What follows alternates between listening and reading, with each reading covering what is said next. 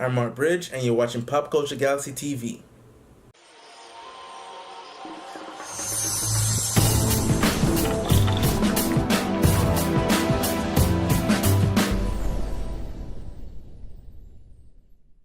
The Deadpool 2 director, David Leitch, he's set to direct the remake of Enter the Dragon. Now, Enter the Dragon, for those who are old enough to know, is the movie that it's the iconic film from Bruce Lee.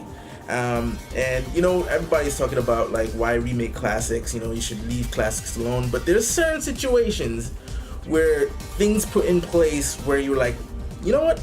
I'll definitely check out that remake. And I gotta say, like, this is one of them. So David Leitch, he directed Deadpool 2, as I mentioned before. He directed, along with Joe Skalinsky, whatever his name is. Along with that guy, he directed John Wick 1, and he directed Atomic Blonde. Now, Atomic Blonde I didn't love as much because it was like overly complicated. It was like I couldn't follow the story. What the hell was going on? Until maybe like the last 5 minutes of it, I guess they revealed exactly what was going on. But then it was like, that was just too complex for no reason, you know what I mean? But the action scenes in that film were top notch, you know what I mean? So the action scenes in John Wick, in Deadpool 2, in Atomic Blonde, superb. And they're the guys as well. David Leitch is another guy who choreographed some of the scenes in Captain America: Civil War, especially the scene that took place in Lagos, like all those action sequences. That was him and his directing partner. But like those scenes show just what you can get from this kind of film. And if this goes through, Enter the Dragon, it could possibly be another top-notch film, with modern action, modern style of story. Just bring it into a modern era. That's what I definitely would love to see. Now, who could replace Bruce Lee? We got a lot of people, a lot of kung fu or martial artists out there that are into acting right now. But the one thing that Bruce Lee had was charisma. And there's a lot of martial artists right now that really don't have the charisma that Bruce Lee had. I like Tony Jaa, but he's mainly silent. What was that guy? The guy who did The Raid.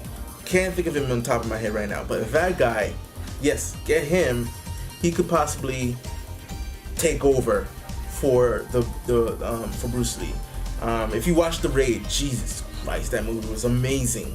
The Raid 2, he had a wasted cameo in The Force Awakens, Star Wars The Force Awakens. He has another movie coming out, I don't remember the name of the title. Oh, he's also in 22 Mile with Mark Wahlberg. So he's already getting his star power, especially over here in the States, so he will definitely be a contender. I have a feeling they're just gonna cast him. It's like, who else? No. I think he's definitely got the role. But yeah, that movie, I definitely want to see a Enter the Dragon remake, especially having David Leitch be the director, and then his style of directing, and then that guy, the Raid star. Holy crap, that will be an amazing film. So stay tuned for more story on that as that develops. The next topic I want to talk about is about Dune. Now, let me see if I can pronounce his name correctly. Denis Villeneuve. You don't say his name like how it's spelled. He's French, so what can you do? This is a guy who directed Blade Runner 2049. He directed The Prisoner. He directed Rival, Sicario. Like, his movies are just like on another level.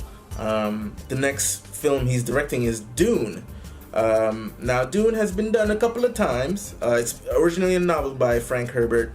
I never read it. I started reading it, and I do want to finish reading it. But the first time I ever heard about Dune was the sci-fi miniseries, and I actually loved that miniseries. I know a lot of Dune fans were like, "Yeah, it's not that great," but no, I actually loved it. And then David Lynch directed a Dune movie back in the day, I think in the early 80s or 70s. with forgot his name. Oh my god, I'm missing his name. But he directed that. I actually saw it, but it was terrible. It was like, oof, no, thank you. But I know a lot of people it was considered a classic. It was like stylistically excellent and stuff like that. But so Denis Villeneuve he's definitely a fit for this sci-fi. It's basically Game of Thrones meets Star Wars. It has all the sort of political intrigue of Game of Thrones with the different houses and warring houses, and the elements of spice and all that stuff. But it has, Star Wars space battles. Well, doesn't have that much or any space battle, but spaceships and different planets and stuff like that, warring planets. So it's a combination of the two. Like I said, I saw the sci-fi original miniseries. I love that, and including the sequel, Children of Dune. Now, the thing about it that I always wondered was, I know it's a massive book, it's a massive story. David Leitch, he tried his best to cram everything into one, didn't work out. The miniseries worked better because it had 3 episodes to tell the entire tale.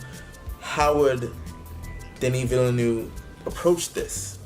How would he will he make it a 3-hour movie, which actually I wouldn't mind, because heck, his Blade Runner was 2 hours and 47 minutes. Like, why can't he approach it like that? But it's been revealed by Frank Herbert's son, Brian Herbert.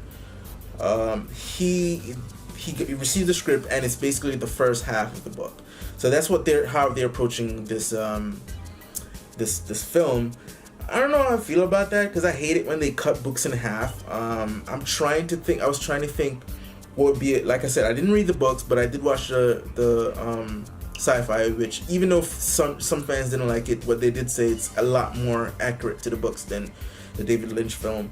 And I'm trying to think what could be a good stopping point for the film to make you, because I don't want to go into the movie, watch it, and then it's like it ends. It's like, oh man, I gotta, because say what you will about Infinity War, they kept saying like the reason they didn't make it a 2-part is because each film will stand on their own in terms of their style, their tone.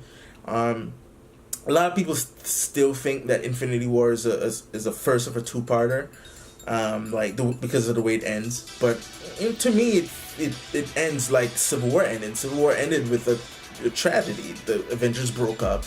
The hero won.